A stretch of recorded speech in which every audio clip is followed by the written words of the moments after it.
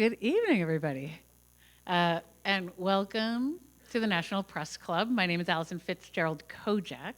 I'm a correspondent at NPR News, and I am the 112th president of the National Press Club. Um, Thank you. I don't really need the applause tonight. This is all about Jason, but thank you. So before we begin, I think you can guess what I'm about to say. Everybody take out your phone, look at it, and then turn off the ringer, and then put it away. And when the person whose phone rings in the middle, we'll all know that you didn't do what I just said, okay? So please do that. It wasn't me. It was not me. Also, let's look at mine. Yep, it's off. If you're tweeting tonight, and we invite you to please do so, we would like you to use the hashtag MPC Live, and Jason has a hashtag for you, Prisoner the Book. Is that correct? Okay, please. Wonderful. Use both. Use one, alternate them. So many of you here already know Jason Rezaian, personally or professionally or both. For those of us who did not have that pleasure, here's a little bit about him that I gleaned from my time reading his book and reading his bio. Jason is an Iranian American journalist who grew up mostly in California, though I learned this evening he also went to high school in Illinois for a time. He made his way to Tehran as a freelancer. I just said that with a French accent. For a time, he was the only American reporter who was based full-time in Tehran. He became a regular stringer for the Washington Post and then rose to become the paper's Tehran bureau chief. And we all have some idea what happened to him, because that's why we're here. Jason, along with his wife Yegi, were arrested on trumped-up charges that they might be spies, and Jason was held for 544 days in Iran's Evin prison. He was eventually released, and here, in Prisoner of the Book, hashtag Prisoner of the Book, he tells his story. And you know what? There's a lot to the story. It's just a fantastic piece of journalism. It's a biography, part love story. It's a really delightful love story, actually. There's some history. There's a lot of history. It's a geopolitical thriller, and it's a study of culture. And we are very lucky to have Jason here to share it with us. Thank you, Jason, for being here.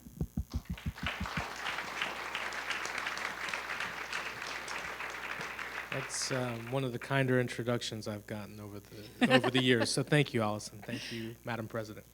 You don't have to call me that, please don't.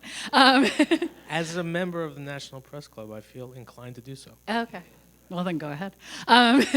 So I just like you to set the table a little bit. What made you go to Tehran in the first place? So, as you mentioned, I grew up in a family in California. My father was from Iran originally. My mom was from Illinois. And we had sort of a large and growing Iranian family in the Bay Area as the revolution approached. Today, actually, is the 40th anniversary of the Islamic Republic. But in the years leading up to that, my dad's siblings and cousins and several aunts and uncles and all sorts of people started showing up in the Bay Area. And I had the experience of growing up in America, but within this immigrant family. And I was always very interested in that culture, especially as I got older and realized how different the way that it was portrayed in our media it was from the actual reality of being among my Iranian relatives and extended family. So I was fascinated, and my dad, like many Iranians who had been living in the United States for a long time, was persona non grata in Iran for many years until the late 1990s when he started traveling back. And I became sort of desperate to go and see what this place was all about. I had traveled extensively in Europe and the Caribbean and Mexico and Southeast Asia, and really wanted to go back and see what this country was like. And in 2001, I finally had that opportunity. I had studied creative writing in college and knew that I wanted to write for a living. Didn't realize that that's not the easiest thing to do, but took a crack at it. And that's what ultimately led me there full-time in 2009. So actually, I was going to do this a little later, but you kind of got into it. So we'll put the prisoner part of the book aside for just a few minutes.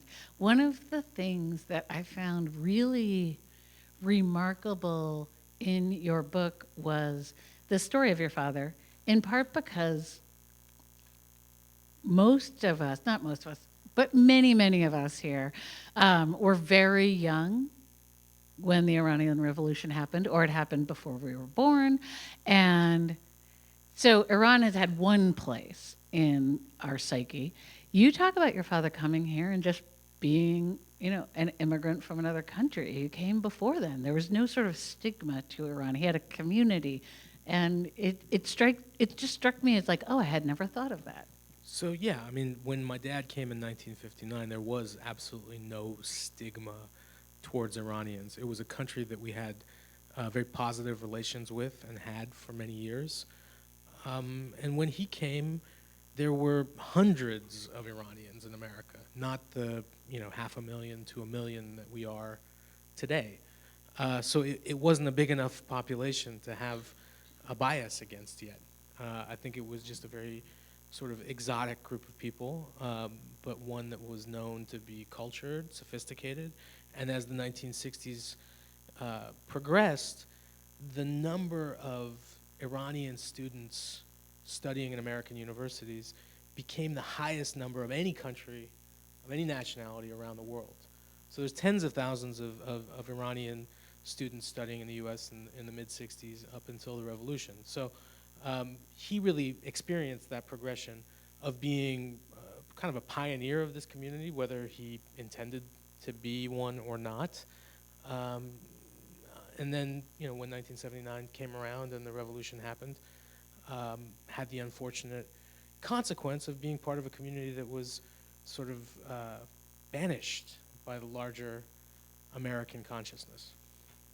So when you were working in Iran as a reporter for the Washington Post, so well into your time there, you talk about this a little bit in the book, but what I want to know is, were you worried? Were you afraid at all before you were arrested about what you were doing? Not particularly. I mean, I had been working there for 5 years at that point with full state permission, with a credential that was sponsored by the Washington Post. I had heard, obviously, everybody had, of other journalists who'd been imprisoned for periods of time. But while I had kind of accepted that this might happen to me, I never expected that it actually would happen to me. I played by the rules. What were the rules? They were always changing. But, they kept very tight tabs on where we traveled within the country, people that we could talk to and not talk to. It was obvious that we were surveilled. I mean, that's sort of something that you expect, in not only in that part of the world, but in that type of regime. So, I had grown very comfortable with operating in this sort of confined sphere of reporting from that country, and not see this coming. Okay. I'm going to take a moment here because you talked about we were surveilled. Your wife Yegi is here. A lot of people who don't know, haven't read the book and don't know the story in detail, don't know that Yegi also was arrested and held in prison for quite some time. Would you like to come up and join us for a moment for part of this discussion? Okay. Come on If up. we can do that. Come on up, Yegi. And the reason, we need to get you a little chair, so we got it. Thank you.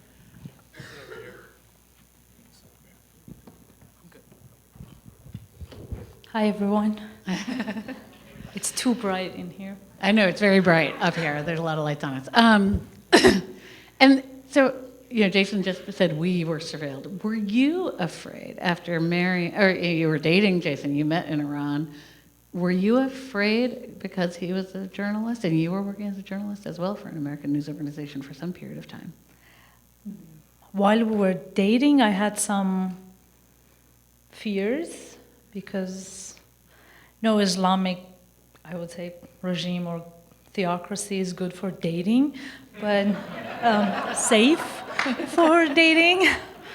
But after we got married, we're both very, very law-abiding journalists. So I never thought our professional life could be a problem. Also on personal level, I always thought because he had that Iranian citizenship, he was a dual citizen, that will give him more security and safety. Little I know that actually dual citizens are bigger, better bargaining chip for those kind of governments or regimes. So. I'm going to just take a moment to step back because I did say in my introduction that this is in part, the book is in part a love story. Would either of you like to tell everybody in this whole room how you met? Look, I think it's better if you read it, but Okay. Read the book. but I think it was. I'll say this: we were both visiting Dubai for a period of time, and it was a very chance encounter. Mm-hmm. And when I saw Yegi, I realized that I couldn't let this chance encounter just slip by me, and it was one of those moments when you find a reserve of confidence inside of you and make your intentions known. Here we It are. was Very nice. definitely love at first sight For me. I mean, for both of us. but that'll be 10 years in July, and we've been through a lot of kind of crazy ups and downs, but here we are. Okay, so we're going to go to the crazy now. You were arrested, and we all know that because that's the title of the book. So I'm not giving anything away here. And you mentioned to me that you have told that story in too many interviews to make it interesting tonight. So we're going to let you all read the story of the actual arrest. But both of you were arrested. And here's what I'd like to do. Talk about your first days in prison. What you thought was going to happen, how you were afraid, and did each of you have different ideas of what was going on? I think from the moment that our house was raided and we were both at home, until at least a few days, maybe a few weeks later,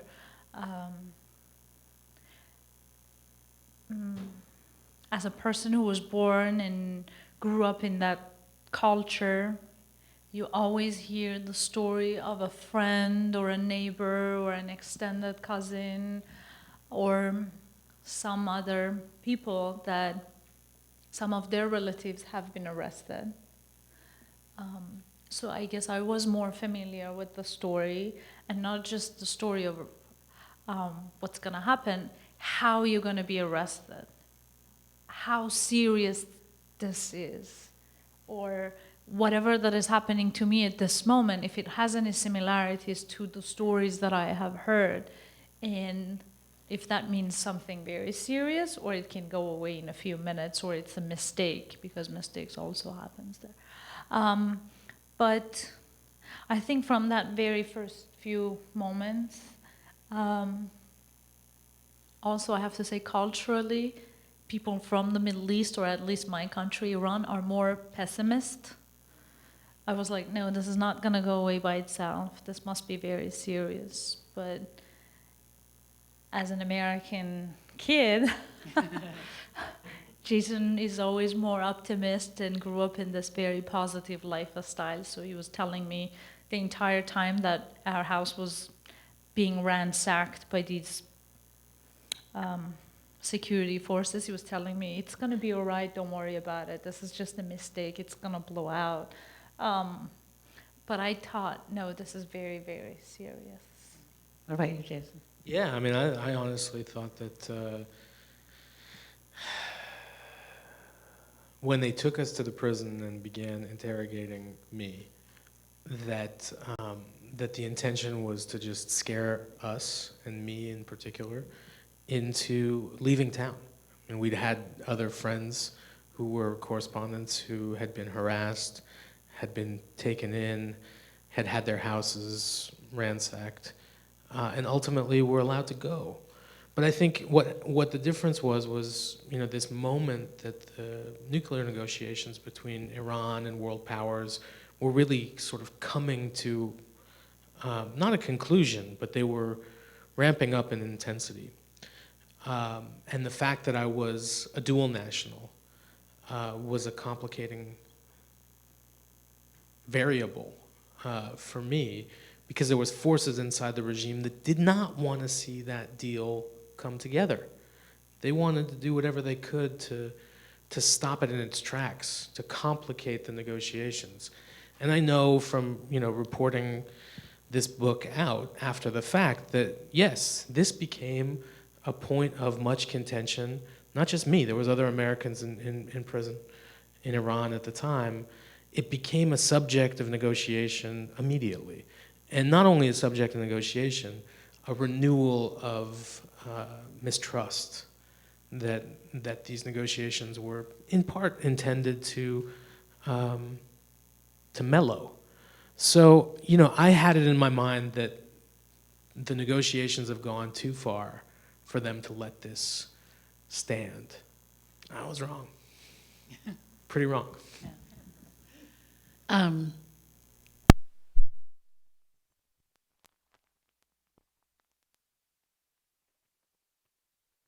When they took you, do you think it was intentional in it, or was it sort of something, an opportunity that came up?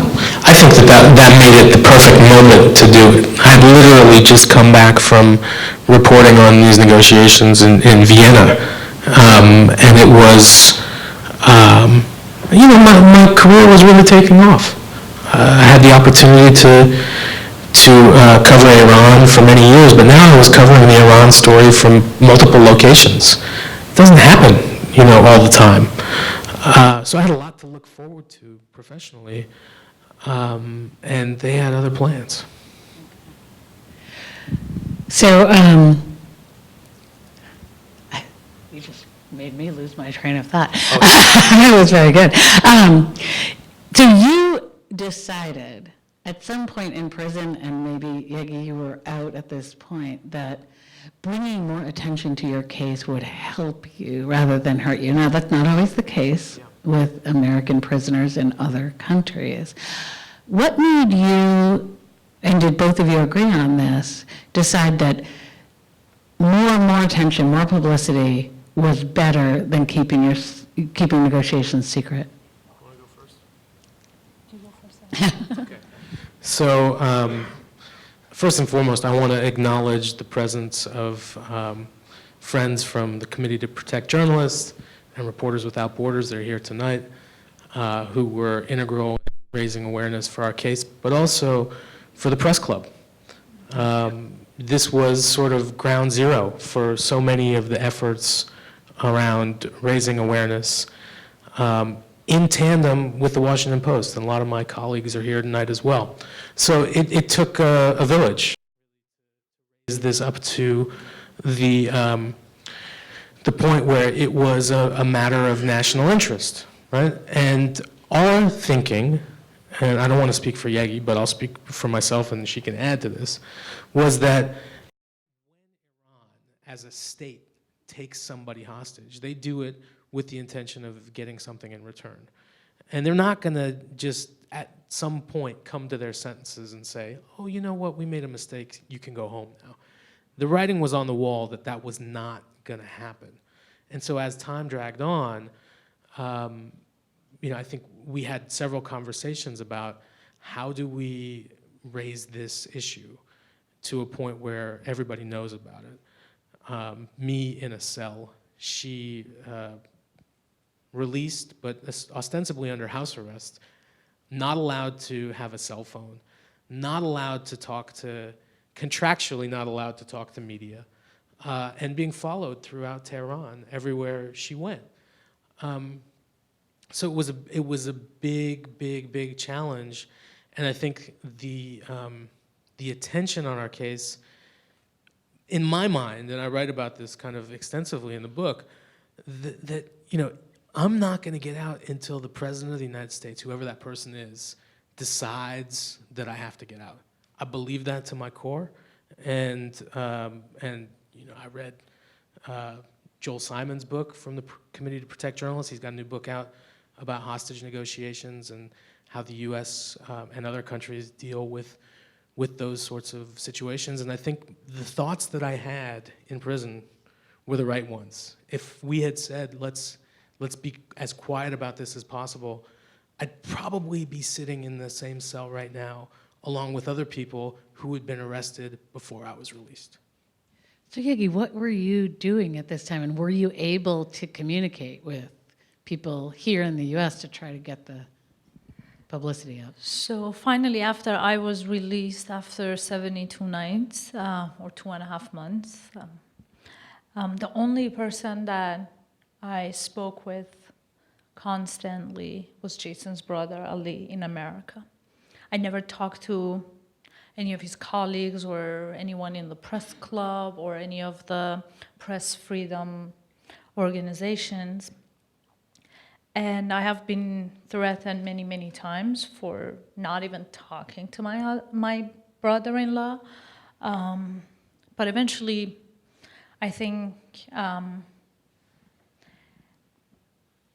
those who have arrested us came to this understanding that if, as much as they did not want the bad news about Jason, like his eye infection or his physical health, his weight loss, these kind of bad news come out about him, they knew if I don't somehow convey these messages and tell those to my brother-in-law, then the world will forget about him, which is not what they wanted, because eventually they wanted to use, unfortunately, him. So even they wanted you to raise Exactly. awareness about him. I came to this understanding that every time there was a little news coming from a Western outlet about Jason, the next day I went, either I was summoned to prison or judiciary, and they told me why you did this means I did a good job. Then it's better. Every time they tell you why you did this means that was a good thing. So Whenever they say you the have to do opposite the is true. opposite. Yeah, Exactly. in every That's what you learn in that society, unfortunately. So there are lots of complexities and contradictions, but eventually, one day I visited him and he told me something that I haven't seen happening in the other prisoners' cases, whether Americans or other nationalities. And he said, I don't want people in the media to write about me, because then these guys would say, this is just a media coverage, and they want to react to it. I want my friends, my high school friends, to write about me, not necessarily in any newspaper, but share their thoughts and memories about me on Facebook, tweet about it. I want my teachers to talk about me and tell me who I am, because the more they talk about me as a normal human being, the less these people can put their propaganda version of me out in the news. And that really worked. I remember every day I could see a new article from one of his high school friends who had no idea about how to get in touch with Marin Journal in Marin County. They were all over the place. One was saying he loves burrito. One was saying he was a compassionate guy. One was saying, just normal humanizing stories. So those were very effective. Unfortunately, there are folks sitting in prison in Iran whom their friends or families have been quiet for a really long time. And I remember at the time, I told Jason, the more we talk about you, probably it's going to raise your value for these guys. And it might even extend the imprisonment. We don't know. because then they think they have to keep you for a better praise that they can get. But I think we should do it. So that's what happened. So I'm going to open up to questions soon, but first I want to ask you one more thing. There were two moments in the book, and you mentioned that you sort of alluded to this. There's one where you find out that President Obama has mentioned you in a speech, and a second where Muhammad Ali makes a statement. Yeah. And you heard about these while you were in prison, not from Yegi, but from your guards. Yeah, well, actually, the first one, when I heard about Obama talking about me, that was from one of my cellmates. And we were in a very isolated part of Evin prison that is sort of beyond any kind of oversight. And it was just the two of us. I mean, I had two cellmates during the entirety of my imprisonment after I came out of solitary, and never once did I see anybody else. But one of them had, a daily phone call with his wife, and they were Kurdish, and Kurds speak a different language. So she was able to tell him things in kind of coded terms about things that were going on in their own case, but also in mine. And it turned out that a lawyer that we had hired knew his family as well. So there was this ability to kind of get information back and forth. And he says to me, Obama talked about you in a speech, and that means you're going home. Did you think that too? Well, After it took another 400 days. Yeah, it took another year, but I did feel as though when the president starts talking about something, then it's an issue. And it wasn't as though he talked about it out of the goodness of his heart. It was being propelled by the Post, by my brother, and others. With Muhammad Ali, I mean, that story comes right out here of Press Club. Executive Director Bill McCarran, who's here tonight, but there he is over there, made that possible, reached out to the Ali team. And the fact that the last thing that Muhammad Ali did publicly in his life was to make a statement calling for my release. We think of Muhammad Ali as a great American hero, but in a country like Iran, he's considered a great Muslim hero. So this is very confusing for the ideologues and the propagandists who think of him as their champion. Why is he calling for the release of this American spy? And even in the Iranian press coverage of that, they were saying Muhammad Ali's been duped, he's been used, this is not right, this guy needs to be executed. But the more I heard things like that, the more I realized things are probably working in my favor outside of Iran's border. But it's kind of scary for months when you hear, we got to execute this guy, we got to execute this guy. When you sweeten that up with, you heard that Muhammad Ali and Noam Chomsky and Edward Snowden and one of the Kardashians, she thought I was Armenian. Jenner, she's a Jenner. Armenian. Yeah, they thought I was Armenian. But it worked, and I don't think she deleted the tweet, so it's there. Okay. All of these things, it's a cumulative effect. Everything mattered. Did you feel it? You felt it when you heard the little bits that you did? When I heard bits and pieces, and I also, when my captors, when my guards, the kind of the lower level guys would talk about things that were being said about me out in the world, just thought to myself, okay, there's a war of ideas, and anytime you have a war of ideas with authoritarians, they're going to lose. And I felt good about that. So I'm going to ask questions from the audience. Yegi, if you want to escape from this, now is your moment. We'll need your microphone. But she should stay with me because she's way more interesting.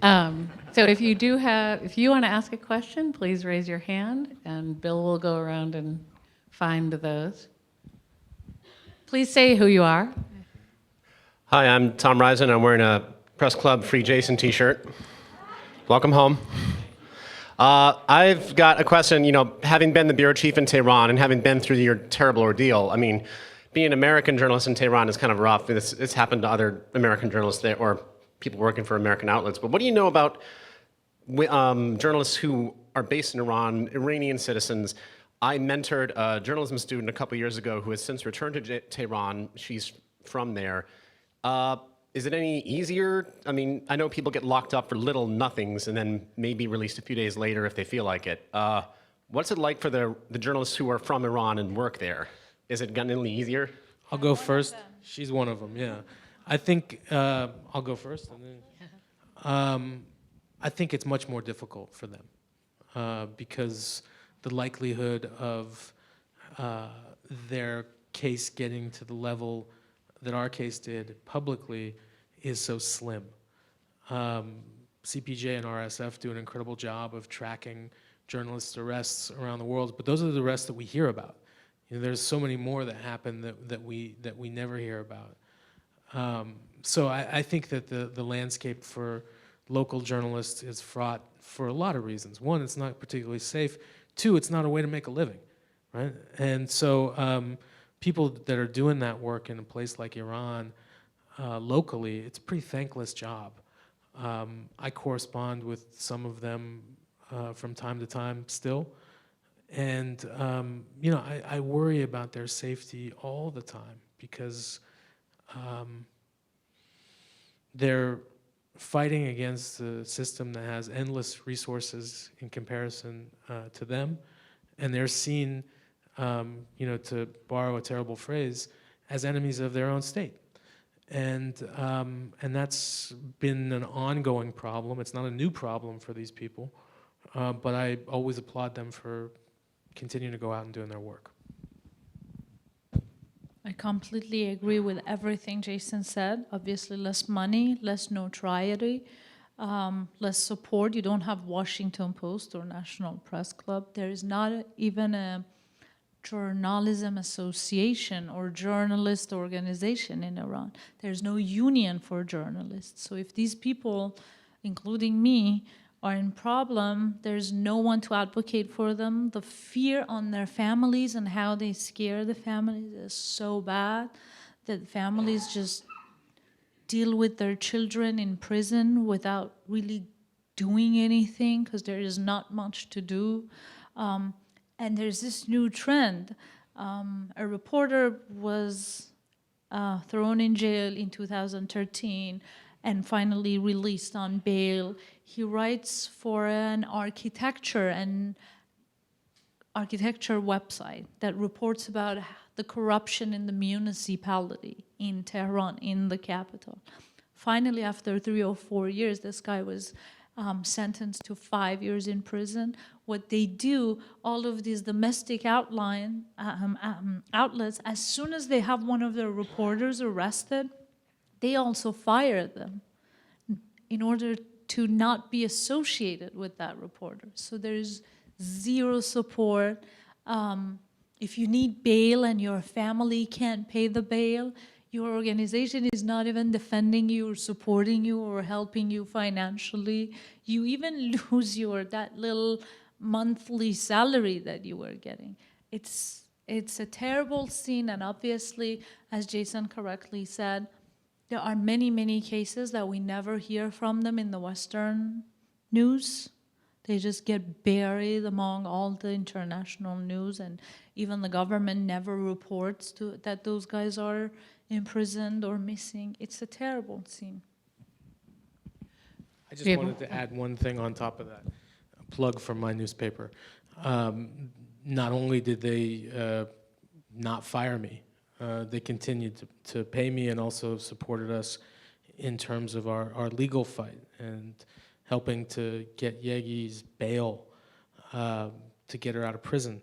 And, you know, these are the sorts of things that, you know, I tell people this privately. I've never talked about it publicly before.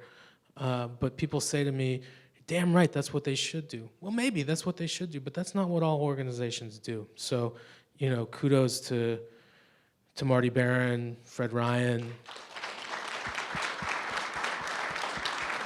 my foreign editor, Doug Gell, who never stopped fighting for me. The Post's general counsel and all of my colleagues who are here and all of them who aren't.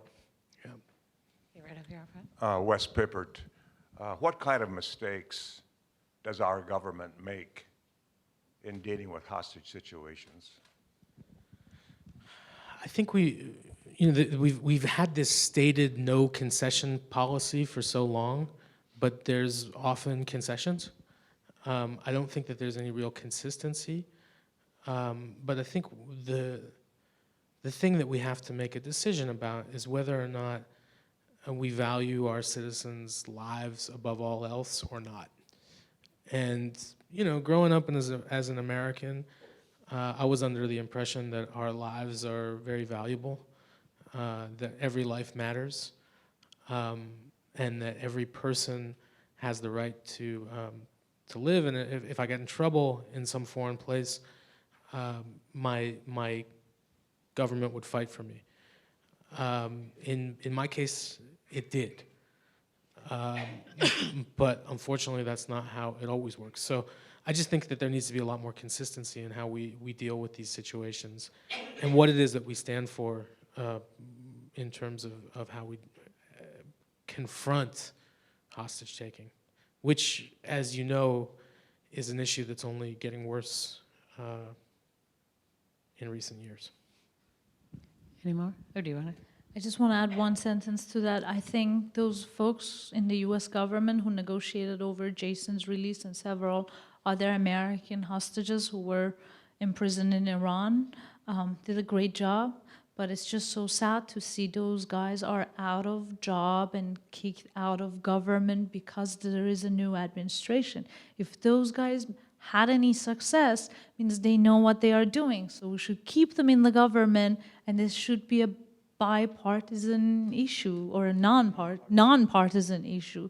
It shouldn't be that because this administrative person did a great job, but his politics is different from the new president, he goes out of business, and then the new people hired by the US government have no idea they have to start everything from scratch.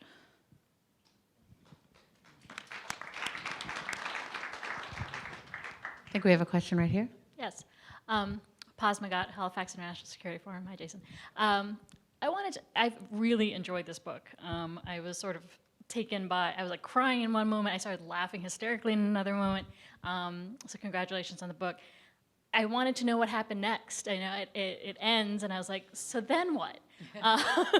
And I feel like there's probably another book full that you could write for where it picks up where it ends. Could you share with us a little bit about sort of the recovery process or just sort of the aftermath of your ordeal?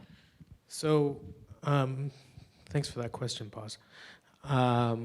We're coming up on 3 years and 1 month since our release next week.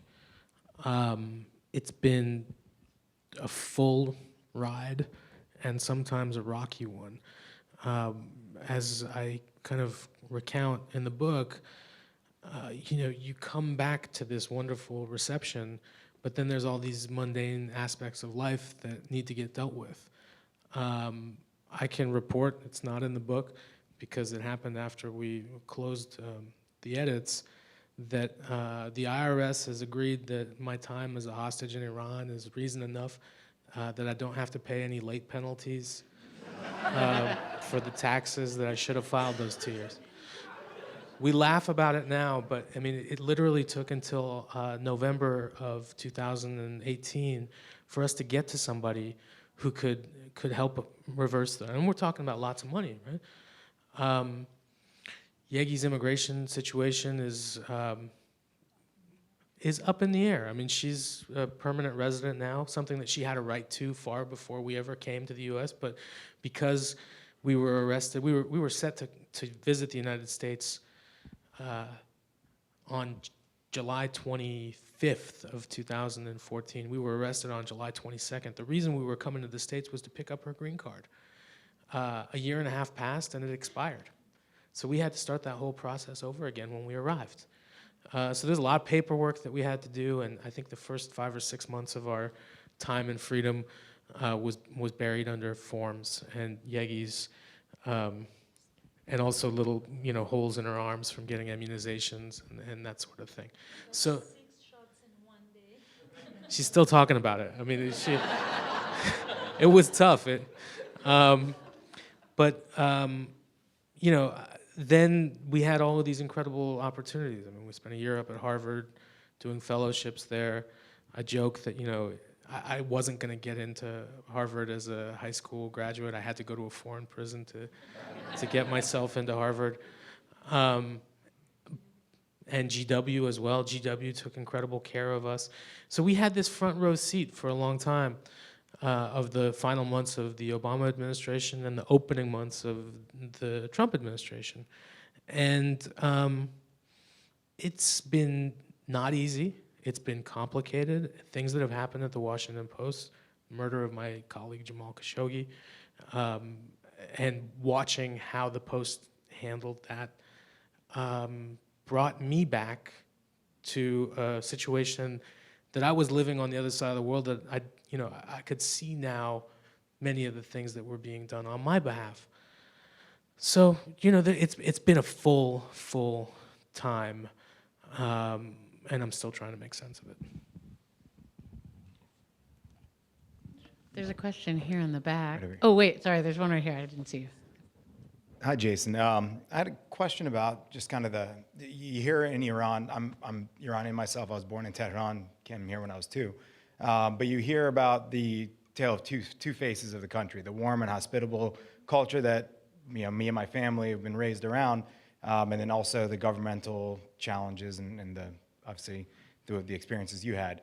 During your time, did you, in prison, the 544 days, did you experience anybody who saw any of the guards or security forces kind of see through the politics and see really what was going on to express any humanity or kindness?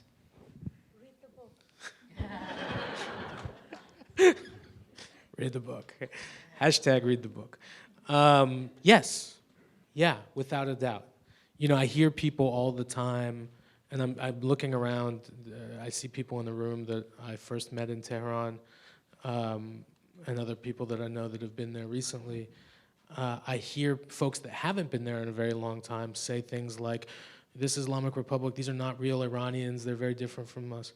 I'll tell you, as somebody who spent a year and a half in their prison, they're just like any other Iranians, with all of the contradictions and some of the hospitality, So, I had debates and arguments and jokes, and one of my cellmates, one of the two, one was Kurdish Iranian, the other one was from Azerbaijan, the country Azerbaijan, across the border. And, we'd get in nationalistic spats about, which was better, and all of that sort of stuff. So it was, and I hope you get a chance to read the book, ultimately a very human experience, even though my captors at times displayed some of the worst traits of humanity. I think we had a question back here. Yeah. Thank you. Hi, my name is Charlie. I wanted to ask you, Jason and Yegi, about some of the more recent cases over the last year. Obviously, for anyone who follows the news in Iran, it seems that the IRGC's intelligence organization has ramped up not just its arrest of dual nationals, but also, targeted environmentalists, demographics researchers. And, I think the case of Kavu Said Imami, if I'm saying his name correctly, really brought out, that issue even within the Iran's own government.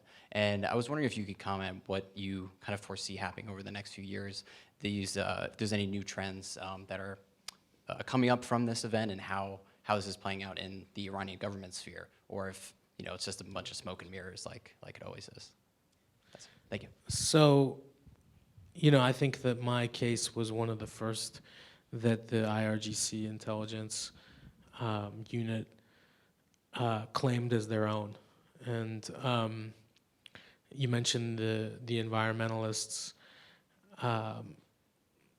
The way I look at it is that anybody that poses any sort of mental threat to these guys, anybody that understands something about the world or the country that they don't, and if they're talking about a crisis, as with the economy or with the environment inside Iran right now, or population, there was a case of the Australian Iranian researcher that spent a bunch of time in prison recently because of her work on population statistics.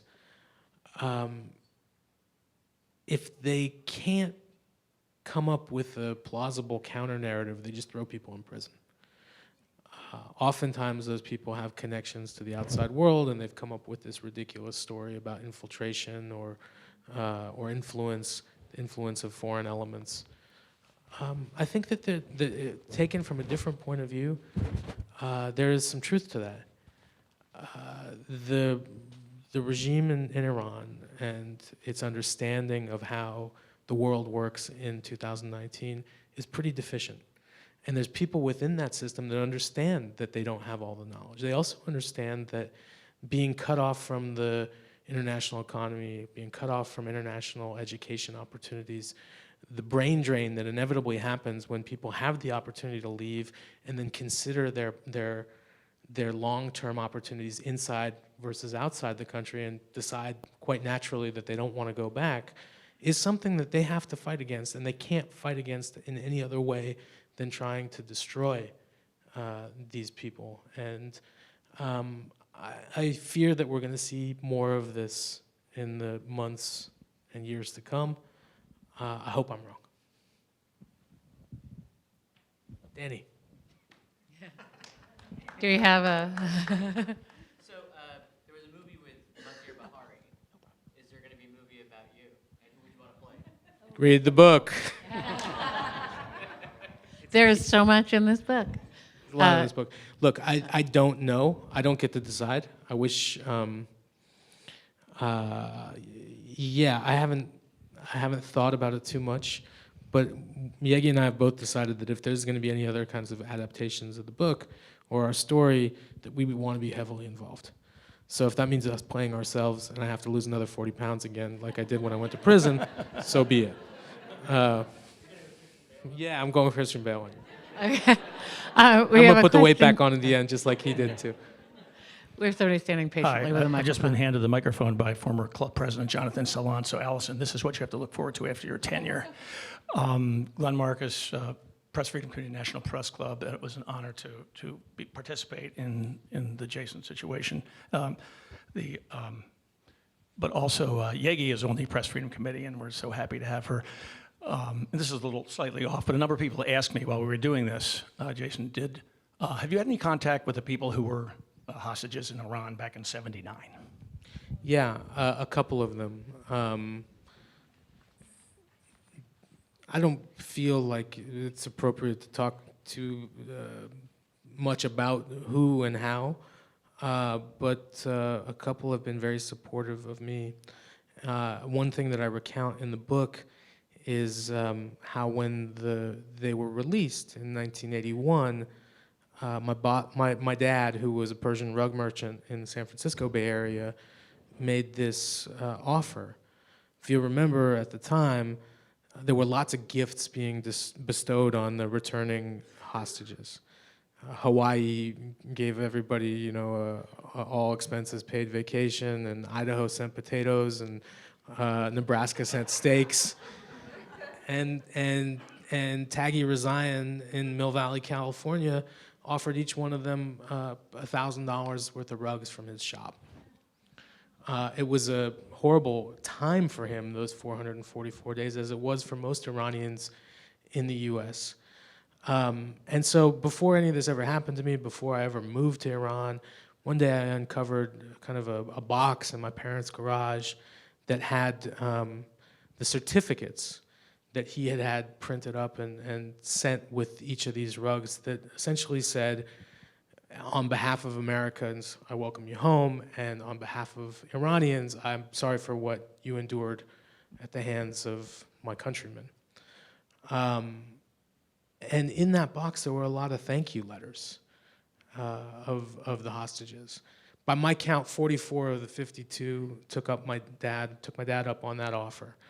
And one of them, who lives in the DMV, I'm pretty close with at this point, and every once in a while, Yegi and I go and visit that rug that my dad gave him way back when.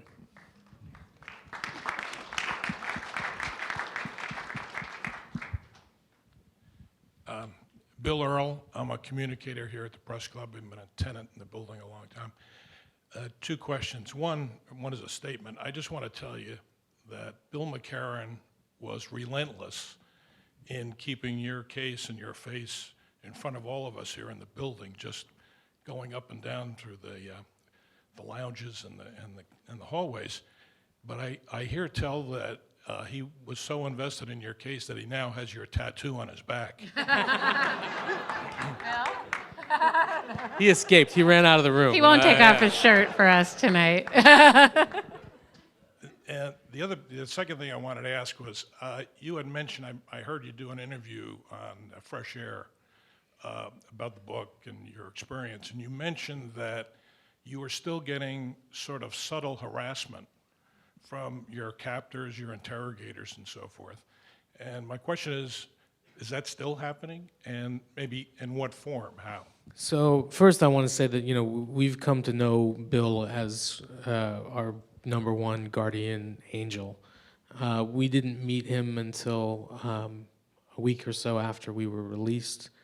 We met him here at the club, having no idea of what an important person in our lives he would become. He was single-handedly responsible for getting Yegi and I a place to live here in Washington, D.C. He encouraged us to apply for these fellowships at Harvard, and he's been sort of a compass for us, in figuring out our life here. We call him Uncle Bill at our house.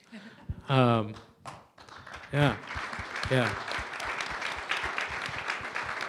He and his family have been nice enough to include us in their Christmas Eve festivities the last several years, and we think of him as family and always will.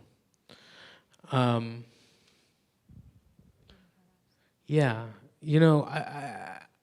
think there are some things that were said and done, some of them come up in the book and some of them don't, that have been surfaced on social media far before this book ever came out. Things that only my interrogators would know about, and they reference. And I think that it's usually in tweets, on Instagram. These are the main ways that they communicate with people. I've taken it to mean we're still here, we're still watching. But I've never engaged with them, and I don't feel the need to. I know from the stories of other people who had spent time in prison there that many of them have had, almost all of them actually, have had that same sort of harassment that's gone on. And in a more public way, they still use my name and image and ridiculous accusations about me in the Iranian state media. Most recently, it was brought to light that President Obama and I had a plot to poison the drinking water of Tehran. This is 2 or 3 weeks ago. I joke about a lot of this stuff now, but our lives and our livelihood in that country were completely destroyed. We worked very hard to establish ourselves, and through no fault of our own, we turned into people whose reputations have been sullied and become suspect for the rest of our lives. And nobody deserves that, especially not us. I'm going to follow up. I'm going to take moderator's privilege for a moment, because one of the remarkable things about this book is your discussion or your description of not even your relationship, but your interactions with your interrogators, and specifically this man named Kazem. And some of them are kind of humorous. Some of them you're sort of finishing each other's sentences, but in some of them you are very angry. And it's a strange mix of what seem to be confused feelings about somebody you spent way more time with than I think you wanted to. Can you just talk about that relationship a little? So my interrogator and Yegi's interrogator and a couple others formed a team.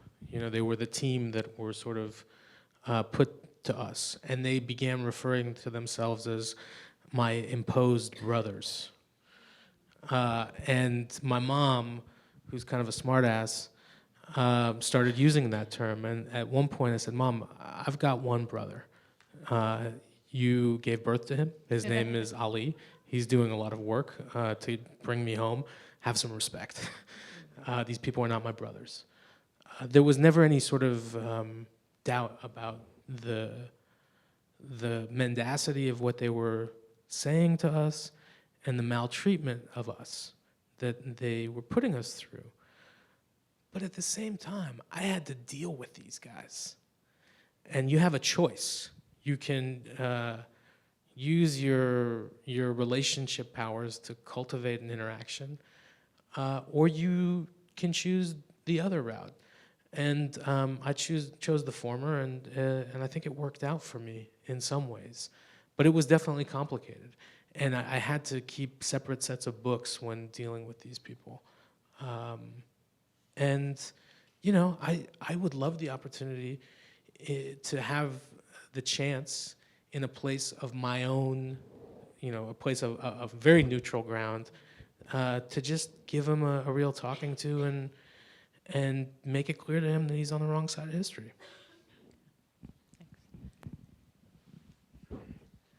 So, my name is Masa, and having read the book, the individual that stood out the most, obviously, is your wife, Yegan, who's sitting here, and I couldn't help but think, I wish I could read your version of the book, and I was wondering if there's any incentive. If there's any literary agents in the house tonight? But yeah, I was most interested to hear what your perspective was, and if there was any incentive or any reason that would hold you back from doing so. Absolutely. First, if I one day write a book, my book will be very, very angry, angrier than Jason's book, because I believe for him it was still an American who was living in Iran, although he had the Iranian citizenship. But for me, that's home, that's my country, those are my people. So I felt very badly betrayed with my government. And my only crime in this entire story is marrying a dual citizen, basically marrying a foreigner, which basically shows how you are being treated eventually as a woman with so much misogynistic ingrained in their system, basically misogynistic behaviors. I hope one day I write my story. I don't know, probably as a fiction with a different name, because I still have my parents there, I still have siblings there.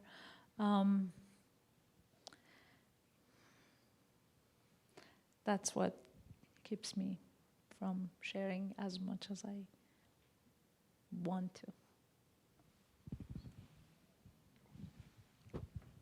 Hi, I'm Cyril from AFP News Agency. Long time no see. Whoa. I wanted to ask you, Iran is conflicting, there are conflicted circles of power in Iran between the government, the moderate, the radicals. Were you aware when you were in Evin that there was this sprawl between the government and the IRGC about your case? It took some months for me to really understand that. I think Yegi probably understood it sooner than I did. And it wasn't clear that we had been taken by the IRGC. They didn't tell us who they were for the first couple of months. So, but then I came to understand, okay, this is a very challenging situation to be in, because on the one hand, I am in the middle of a fight between domestic sides, and there's one domestic side that would like to see me be released. At this same time, yeah, Yegi's mentioning that even that Rouhani's intelligence minister had said, you know, on live national television, that this is not something that we should be doing. You know, this is, you know, journalists don't come to countries as spies. Maybe in the 1950s, but not now. That's not how this works. So I think, you know, they would have liked very much for me to be released. At the same time, as any good Iranian merchant will tell you, I mean, they had something fall in their lap. So they had the opportunity to be the ones negotiating over my fate. So they were going to get something out of this. And if you go back and you look at everything that Rouhani and Zarif said about me, never did they concede that that I hadn't done anything wrong, even though I believe internally they were pushing at certain points to get me released. But then this channel of secret negotiations opened up, and they became as much a part of that as the IRGC, to the extent that in my conversations with many different American officials who were involved, many of them whose names we all know, they were saying, Zarif was saying that, you know, we have all this evidence against Jason, and he is everything that we say that he is. Hello, thank you, and I want to thank both of you for your incredible moral courage in this. And my question is for both of you.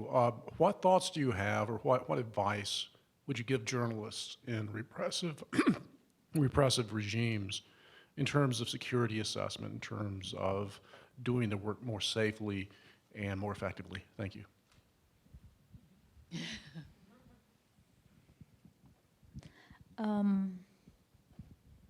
I became a journalist without really going into any professional training, just learning the job by doing it, living it, experiencing it.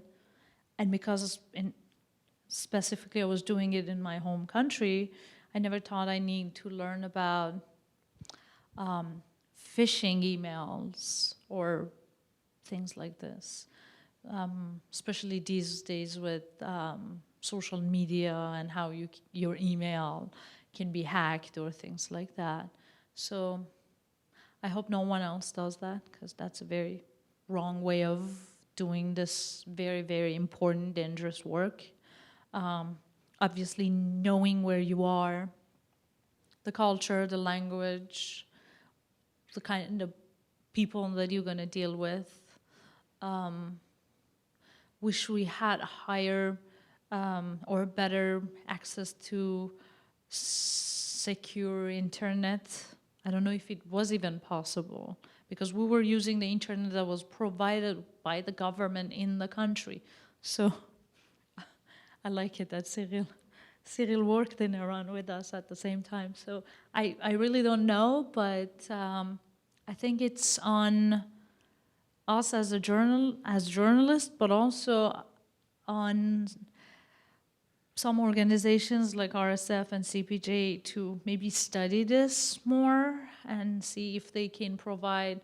I know that journalists these days are getting better training in terms of their own safety, physical safety and security, but in terms of, wish I had a different phone. I never had any phone except my own phone.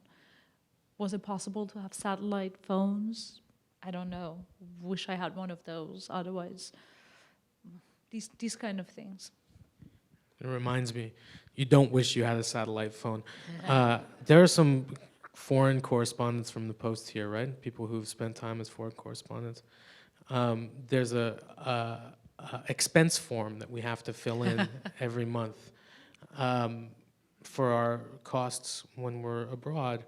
And one of the sections is called, I didn't write about this in the book, this just reminded me of that. One of the sections is communications. And for each section, there's communication, transportation, meals. In each section, there's an example. In the communication section, the example is satellite phone. They printed out a copy of this sample expense form and it says right here, you have a satellite phone. Where is the satellite phone? Who have you been calling on the satellite phone? You know that we can't track satellite phone calls, but we know that you have one. Yeah, but I mean, wish we had it, but but even the thought of it. Maybe you wish you didn't have a post-expense sheet. But it's such a controlled internet environment that it's very difficult to put the traditional security measures in place, and that's very much by the government's design. And so I think for me, my goal was always to just work in a very transparent way. Ultimately, that was used against us. So we have run out of time. I want to thank you all for being here. Before we end completely, Jason, even though you're a member, you get to have one of our commemorative National Press Club poems. I should have had two, one for Yegi here too. Let's give them all a round of applause. Now, normally I would take this time to tell you about our upcoming events, but since there are so many journalists here in the audience, I just would like to instead invite you to join us at the National Press Club, because we are doing the kind of work that to help journalists like Jason around the world and to help our fellow reporters here in the US learn more, but also fight for press freedom. So there's a good chance you're eligible to become a member, so check us out and join us. We'd love to have you. Thank you so much for being here. And buy the book and read it.